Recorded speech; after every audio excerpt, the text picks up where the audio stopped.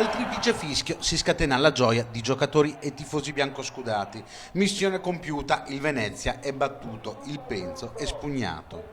In una serata gelida il Padova porta a casa il bottino pieno, avendo la meglio sulla squadra di Pippo Inzaghi. Gli uomini di Brevi partono subito forte, ma sono i lagunari a portarsi in vantaggio grazie ad un'azione fortunosa.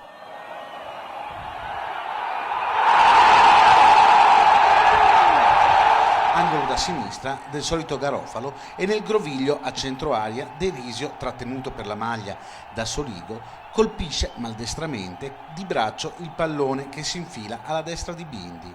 Ma il Padova ci crede, in meno di 3 minuti agguanta il pareggio su punizione.